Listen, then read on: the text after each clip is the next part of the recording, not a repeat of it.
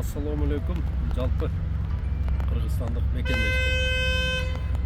Азыр Кыргызстанда ушундай бак отургузуу боюнча көптөгөн катачылыктар болуп жатат да. Мынабы Кыргызстанда өндүрүлгөн, Өзбекстанда өндүрүлгөн, мына ушул Тажикстанда өндүрүлгөн көчөттөрдүн баардыгы бийик өсүүчү болуп эсептелет дагы. Анан кийин көп жылдардан бери селекция болбостон мынабы высокорослый дарактарды мындай көчөт кылып сатып атышат.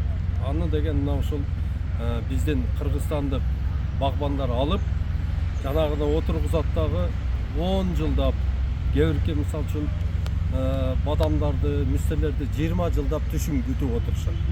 Жанагылар түшүм берет. Бергенде жанагы бадам, ошол эле мисте, ошол эле гилес, ошол эле алма, алмурут жанагылар базарга конкурентте способный эмес болуп калып атат да. Базарга чыкканда алардын сатылышы өтө кыйын болуп калып атат. Азыр мына дүйнө жүзү бардыгы көчөттү клонирование менен чыгарган өтүп кеткен. Мына ошол биздин мамлекетибиз азыр ошол бардык көчөтканаларды инспекция кылыш керек. Инспекция кылып, жанагы көчөтканаларга милдеттеттириш керек. Тамырды Голландиядан, Германия, Италиядан, же болбосо мына Польша, Туркиядан алып кел. Тамыр. Инвинтро лабораториядан чыккан мына ушул карлик, поликарликтин тамырын алып кел.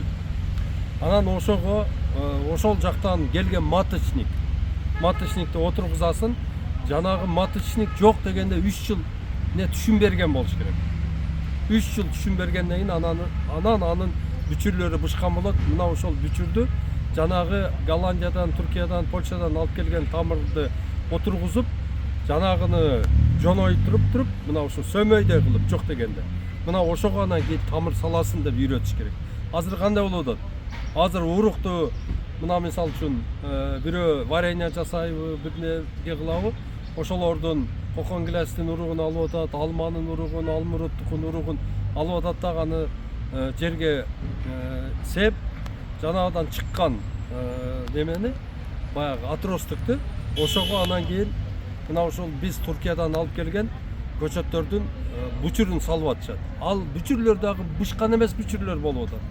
3 жылдык эмес, 2 жылдык, 1 жылдык бүчүрлөрдү салып коюп атат. Аны алган багбан барат дагы отургузат, бирок баягы бышпаган бүчүр түшүм бербейт. Ал деген жөн эле баягы дичка болуп өсө берет, түшүмү жок.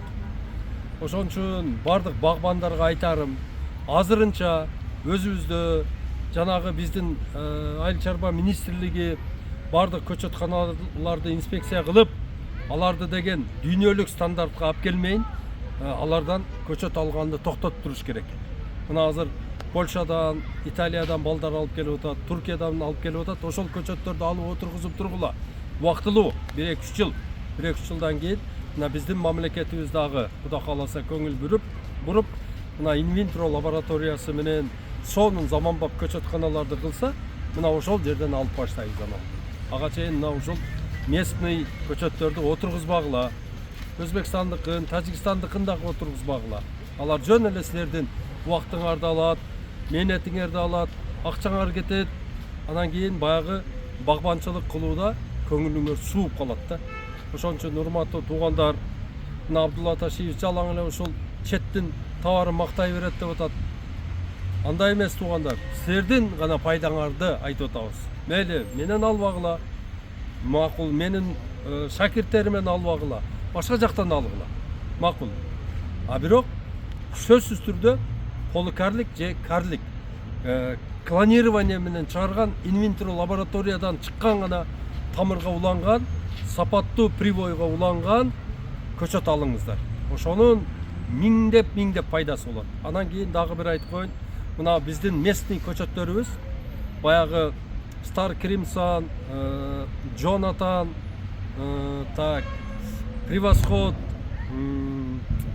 так, дагы сонун алмаларыбыз бар. Ошолордун дагы көчөттөрүн инвинтро лабораториядан чыгарып биз алып келип берип атабыз. ошол оригиналын алгыла, анан кийин суугураак жерге отургузгула.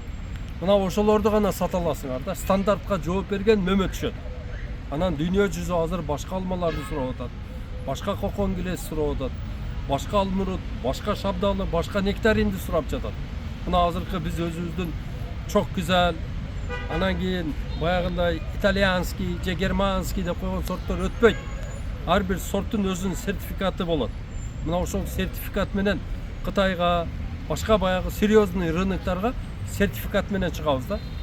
А жөн эле баягы бир бычак менен отуруп алып эле жасаган көчөттөрдүн тагдыры чоң базарга чыкпайт, алар райондон чыкпайт.